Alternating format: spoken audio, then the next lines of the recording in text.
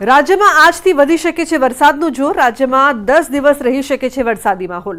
દક્ષિણ ગુજરાતથી શરૂ થઈ શકે છે વરસાદી રાઉન્ડ। 4 દિવસના આખા રાજ્યમાં સક્રિય થઈ શકે છે વરસાદી સિસ્ટમ। તો બંગાળની ખાડીની સિસ્ટમના કારણે થઈ શકે છે વરસાદ। ગુજરાત નજીક પહોંચીને ડિપ્રેશન સર્જાવાની સંભાવના।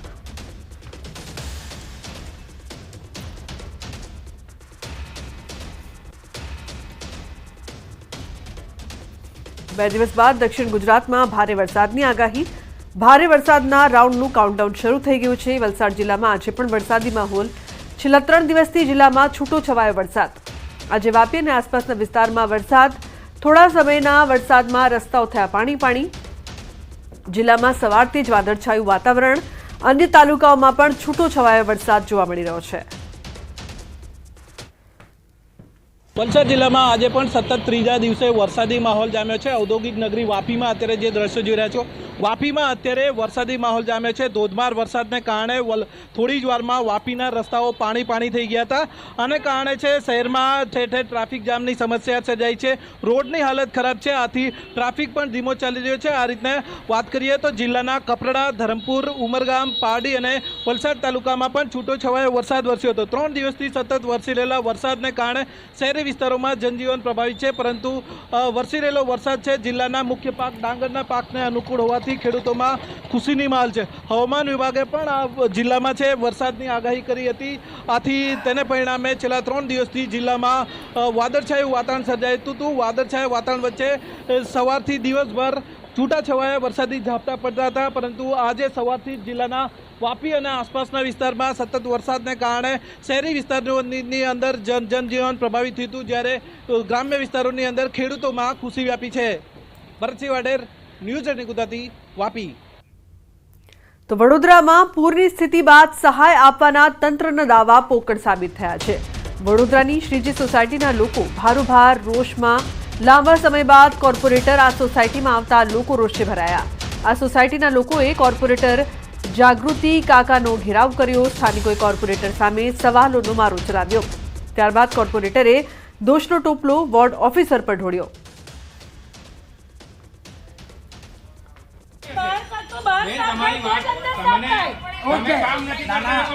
અરે બેન છાટા છે, બહાર સાફ કરાવી તો અંદર ભાઈ તમે જોઈ લો આ બધી ડ્રેનેજો તમારી આ બધી સાફ કરાવીને અમારે ડ્રેનેજ ને આગે વળગે નહીં આવે।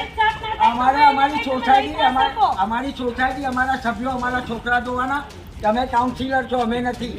તમે અમારા તમે જિમ્મેદાર ગણાવો તો પછી કે તમે કહો છો સોસાયટીમાં દવા છાતી સફાઈ કરાવી, ક્યાં કરાવી? તમે કહ્યું નહીં, તમારું સ્ટેટમેન્ટ છે, લાઈવ છે, તમારું સ્ટેટમેન્ટ છે।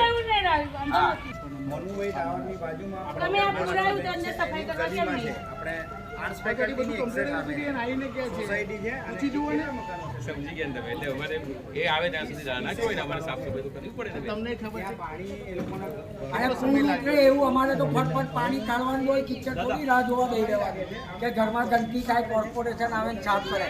જેમ પૂરના પાણી એમ ઉતરે એમ અમારે જાતે સાફ કરવું પડે। તોય અઠવાડિયું વાત સાચી કહ્યું, તમારી સામે તો કહી રહ્યો છું। તમે કહ્યું કે કેમ ના આવ્યા, તો અમે થોડી કઈ રાહ જોઈને લઈ રહેવાના હતા કે પૂર ઉતરે ને આવશે કોર્પોરેશન। જેમ પૂર ઉતરે એમ કિચડ કાઢવાનો હોય। અમારી તો ફરજમાં નહીં આવતું, અમે ના કર્યો ફોન। તમારી તમે ફરજ કેમ ચૂક્યા, કેમ ના આવ્યા પૂછવા? ના એમ કે છે એ આપણને સવાલ કરે કે આ સોસાયટી કોને સાફ કરી, આ કોને સાફ કરી? તો ભાઈ કોઈ પોતાએ કરી છે।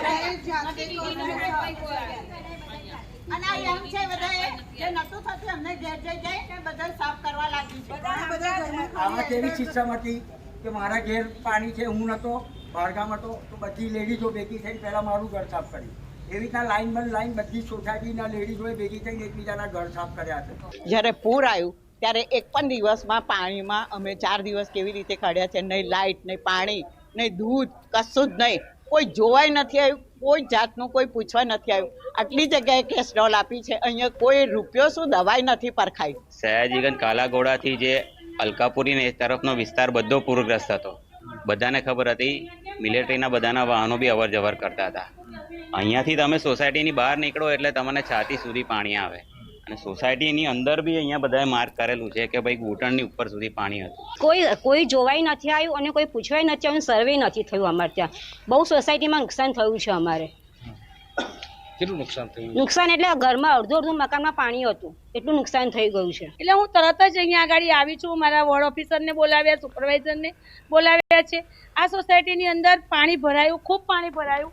આ લોકોએ તો માર્ક પણ કરેલું છે કે આ દિવસે આટલું પાણી.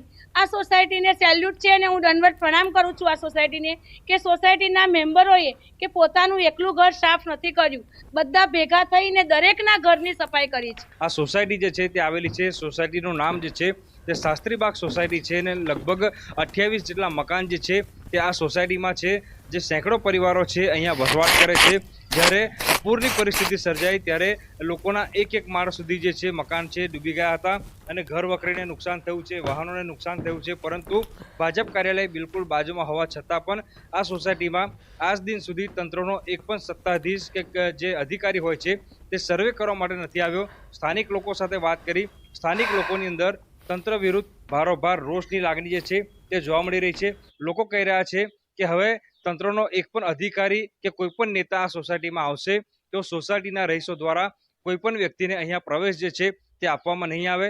લોકો એમ પણ કહી રહ્યા છે કે આ તમામ લોકો પૈસાના ભૂખ્યા નથી, પરંતુ જ્યારે કપરી પરિસ્થિતિ હતી, વિકટ પરિસ્થિતિ હતી ત્યારે કોઈ સત્તાધીશ જે છે તે સહાનુભૂતિ આપવા માટે પણ નથી આવ્યા. એટલે ટૂંકમાં કહીએ તો તંત્ર દ્વારા જે દાવા કરવામાં આવી રહ્યા છે કે પૂરની પરિસ્થિતિ બાદ રાજ્ય સરકારના આદેશથી તમામ જે સર્વેની કામગીરી જે છે તે કરવામાં આવી રહી છે, પરંતુ તંત્રના તમામ દાવા જે છે તે પોકળ સાબિત થઈ રહ્યા છે. હાર્દિક દીક્ષિત, ન્યૂઝ 18 ગુજરાતી, વડોદરા. તો અમદાવાદમાં વરસાદ બંધ થયા બાદ પણ ભૂવા પડવાનો સિલસિલો હજુ પણ યથાવત છે. નહેરુનગર 4 રસ્તા પાસે પડ્યો ભૂવો. કોર્પોરેશનની ટીમે ભૂવાની ફરતે બેરિકેડ્સ મૂક્યા. અગાઉ નહેરુનગરની આગળ માણેકબાગ પાસે પણ 2 ભૂવા પડ્યા હતા. આ વર્ષે અમદાવાદમાં ભૂવા પડવાનો આંકડો 50ની નજીક પહોંચ્યો છે.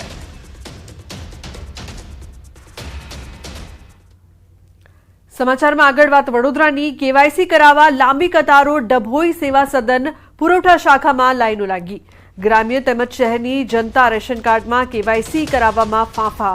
શાળાઓમાં વિદ્યાર્થીઓની શિષ્યવૃત્તિ મેળવવા આધાર કાર્ડ રેશન કાર્ડ સાથે લિંક કરવા માટે લોકો ઉમટી પડ્યા. તો વહેલી સવારથી જ સેવા સદનની બહાર સુધી કતારો લાગી છે. બીજી કોઈ અન્ય વ્યવસ્થા ન હોય, પુરવઠા શાખા પર જ નિર્ભર રહેવા મજબૂર બન્યા છે લોકો. પ્રજાને હાલાકી ભોગવવાનો વારો આવ્યો છે. તો રેશન કાર્ડમાં આધાર નંબર ખોટા હોવાને લઈને લોકોના સુધારા કરવા પુરવઠા વિભાગમાં ભારે ભીડ જોવા મળી રહી છે. તો દાહોદના ઝાલોદના પરથમપુરામાં એમજીવીસીએલની ટીમ ઉપર હુમલો કરવામાં આવ્યો. ગેરકાયદેસર વીજ જોડાણના ચેકિંગ માટે ગઈ હતી ટીમ. વેજલપુર સબ ડિવિઝનની ટીમ સ્પેશિયલ ડ્રાઈવ અંતર્ગત ગઈ હતી તપાસમાં. જુનિયર એન્જિનિયર અને હેલ્પર ઉપર બેટ વડે હુમલો કરવામાં આવ્યો. બંને કર્મચારીઓને હાથમાં ફ્રેક્ચર પણ થયું છે. દાહોદની ઝાયડસ હોસ્પિટલ ખાતે સારવાર અર્થે તેમને ખસેડવામાં આવ્યા છે અને પોલીસને જાણ કરાઈ છે.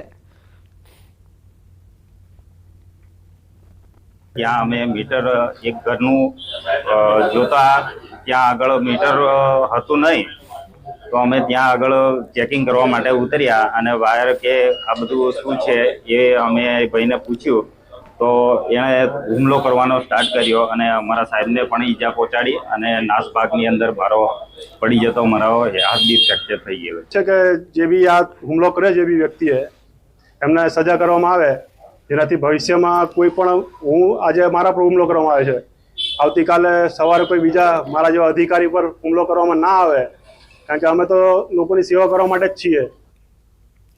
તો વલસાડમાં જાહેરમાં જોખમી